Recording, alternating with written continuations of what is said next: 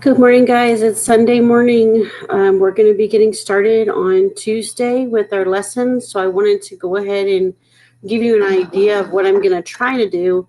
It may not be what works for us, but it's just something for me to experiment with. What I'm going to be doing is you're not going to be seeing me on the video. I'm actually going to go to what's called present mode, and I'm going to walk you through a little bit of the Google Classroom and our first set of slides. If you have accommodations where you need things read to you for whatever reason, if it makes it easier for you, then I do want you to be watching the videos. It's not required for you to watch the videos, but it is to help you if you need something read to you. All right, I'm going to go ahead and move right into it. I'm going to go to present. So you're going to actually see just my window and you're going to see my mouse as soon as I can share it here. Okay. So you should be seeing a screen that has your Google Classroom up here in the left-hand corner. You get there by going to your little waffle over here for Google apps that are available. It might be down in your second or third page for Google Apps. You won't necessarily have all of the apps that I do, but you may find Classroom all the way down in the bottom. But you're probably already there. You can see I also have it up here. This is where I can access my mail, Google Drive, Docs, which we won't really use too much. Sheets is like using Excel. Slides is what we use instead of PowerPoint. And Meet, that's what I'm actually recording in. And this is where we can talk to each other live and I can give you help. I'm going to do a separate video for that one. All right, so we should be in Google Classroom. Always, if you need to, you can open up from the top left over here to see the classes.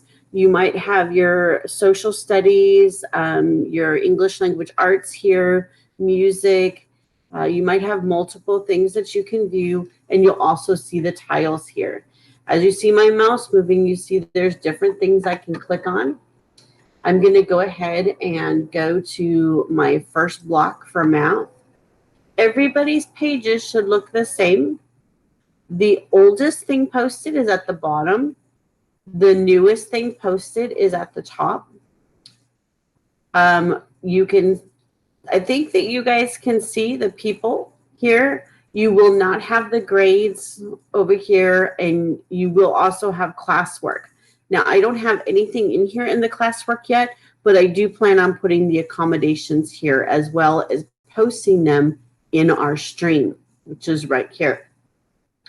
You're going to scroll all the way to the bottom and you're going to see the wonderful production that I did of a YouTube video. I'm just kidding. I'm being sarcastic. Telling you how much I miss you guys. And then you're going to move into your Tuesday assignments. I can show you right here. You'll see that there were class comments that were made. You guys should be able to see that and comment. You just need to make sure that you are making comments that are appropriate. You should know what that is. No bad language, kindness only.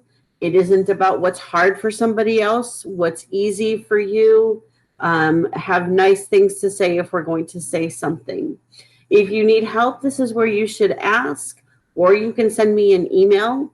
With email, I even get an alert on my phone and I will contact you quickly. But when you post a comment, I get an email that you posted a comment.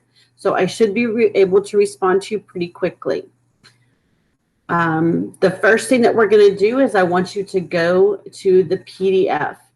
Now, if you're on a computer, you can bring up two separate screens. So you might need help from a parent to get used to doing that. A lot of you are pretty savvy with your electronics, so I think you'll know what to do.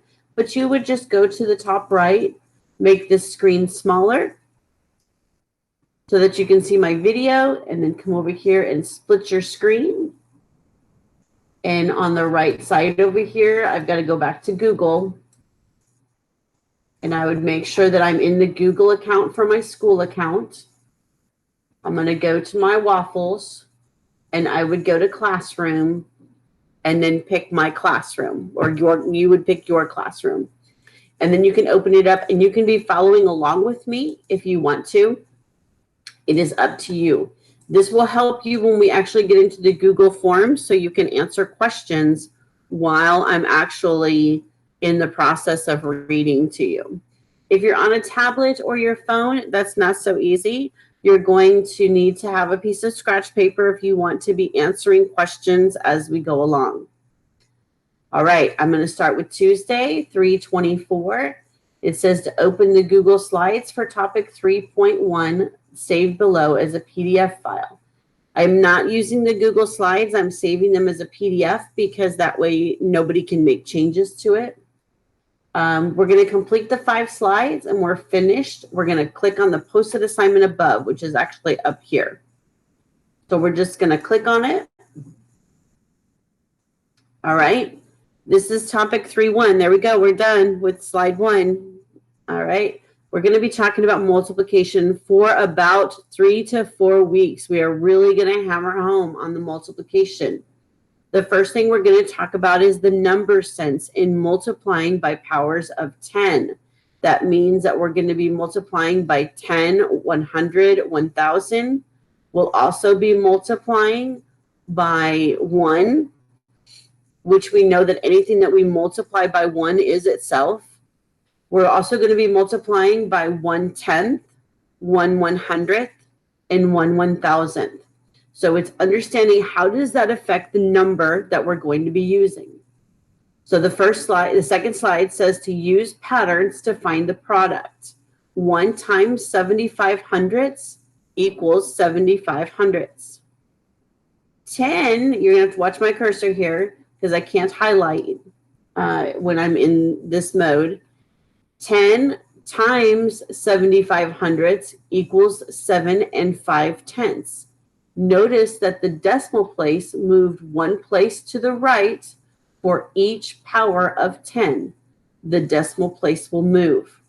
So that means that the decimal place was right here before the 7. Since we've multiplied by 10, that's 1 0 in that 10, we're going to move that decimal place 1 time to the right. We're making a bigger number when we multiply by powers of 10. When we multiply by fractions of 10 or decimals, we're going to move the decimal to the left, okay? So in this particular one here, we multiplied by 10. Notice that there's 1 0. So we have moved our decimal place 1 time to 7 5/10. Our number is now bigger than what we started with. For our next example, 100 times 75 hundredths equals 75. Notice that the decimal place moved 2 places to the right. We have 2 zeros in 100. We move the decimal place 2 times. That's just a quick way to look at it. And remember, our number is 100 times greater than what we started with. So 75 is 100 times greater than 75 100ths. Be sure that when you're reading along that you're practicing saying your decimals. Remember, we're doing tenths, 100ths, and 1,000ths. On our next line, we have 1,000 times 75 hundredths. This equals 750. Notice that the decimal place moved 3 places to the right. That makes our number bigger. We've got 3 zeros in 1,000. We've taken the decimal point that was before the 7 and we've moved it 1, 2, 3 times. Remember, we used a trailing 0 in this one. So we have now passed a trailing 0 that we would have if we had our decimals up there. And now we have 750. Okay. The next slide, it is exactly following the example above. You can pause to think about the question. I will give you an answer to the question, but I do want for you to pause and think about it. In future slide presentations, you will have answer slides so that you can check your work. It does require you to work on a scratch paper during the slides. It isn't until you get to the assignments that you're able to enter an answer. All right, let's unlock the problem. Cindy is combining equal-sized rectangles from different fabric patterns to make a postage stamp quilt. Each rectangle has an area of 75 hundredths of a square inch. If she uses 1,000 rectangles to make the quilt, what will be the area of the quilt? Well, remember, area is length times width. So we know that it's 1,000 rectangles times 75 hundredths. That's the width of each one. Therefore, the quilt will have an area of blank square inches. Go ahead and pause the video for a moment.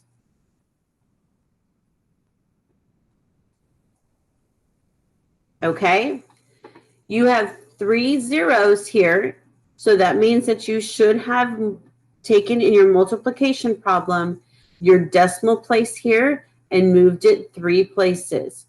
1, 2, 3, and you should have a trailing 0 there. So your answer should be 750 square inches. The question number 1, as you multiply by 10, 100, and 1,000, how does the position of the decimal point change in the product? Go ahead and pause the video.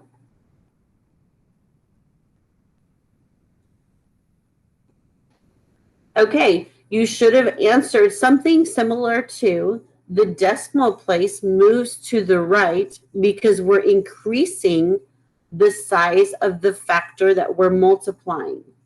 Anything that you wrote to that effect would be correct. Understanding that we're moving the decimal place to the right when we're multiplying by powers of 10, and that the number is getting bigger. Now, on the next slide, we're going to be talking about dividing a number by fractions of itself.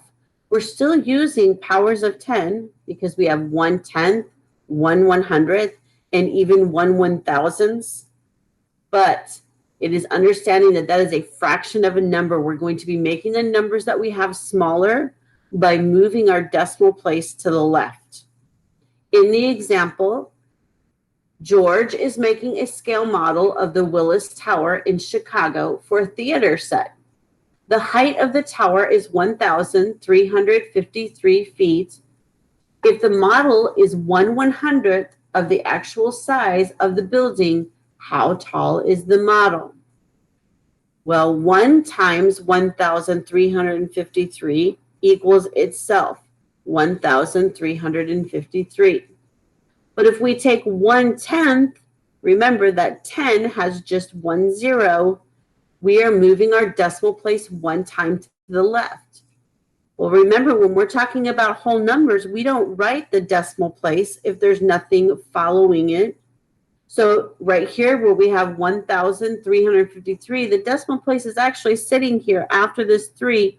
We just don't use it because we know that it's a whole number. But in our answer, we're going to need to take that decimal place and move it 1 time to the left. So now it's going to be between the 5 in the tens place and the 3 in the ones place. So notice the decimal moved 1 place to the left. Remember, in 1/10, that's how we say this decimal number, 1/10, because of the 1 is in the 10th place. It means that we're moving 1 time, 1 0. In the next example, which is actually answering our question, it says 1 100th. Notice that the 1 is in the hundredths place, times 1,353. It equals blank, and the decimal moved blank places to the left. Go ahead and pause your video and answer the question.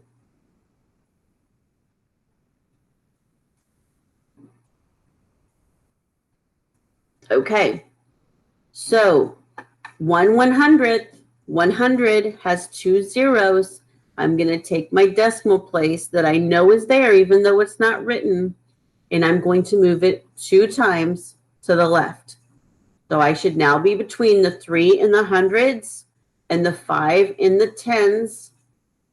and I should have 13 and 53 hundredths. So 13 decimal 53 hundredths.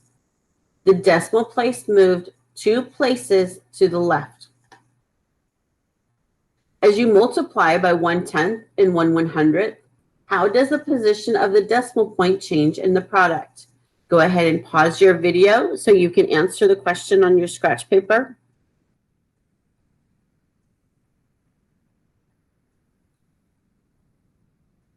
Okay, you should have written that 1, the number gets smaller as we're multiplying by fractions or decimals.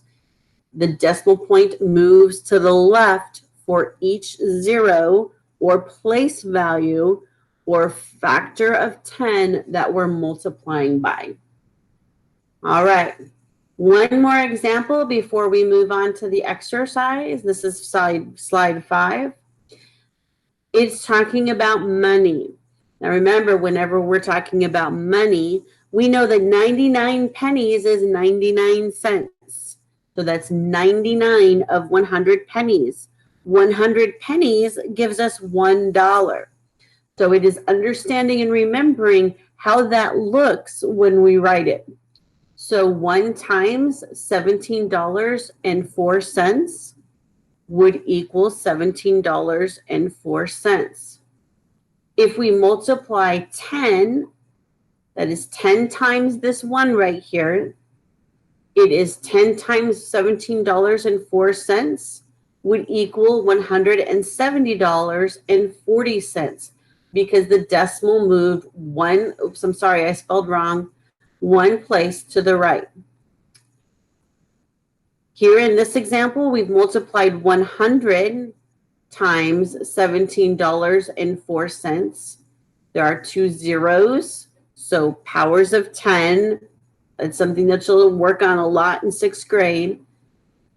We're going to take 100 times $17.04 and move the decimal place 2 times. And we now have $1,704. The decimal moved 2 places to the right. And in our final example, we have 1,000 times $17.04, which equals $17,040. Notice that our decimal place, we've moved it 3 times. Okay, 1, 2, 3. We've moved it past the trailing 0. We now have $17,040. The decimal place moved 3 places to the right, and we have 0 cents, so we don't actually have to write it. So this is the conclusion of the topic 3.1 video. I will be also doing a reading of the questions that you have for Tuesday. So just expect this each day. Again, the videos are not required unless you want to watch them. I will let you know when a video is an actual assignment. I miss you guys terribly. I am looking forward to us becoming proficient with the Google Classroom and the Google Meet. Don't hesitate to let me know where you have questions at. When I call you, we will definitely go to Google Meet usually. I'm going to be teaching you guys how to go in there and be able to show me your work. All right, you guys have a great day and do great things. Miss you.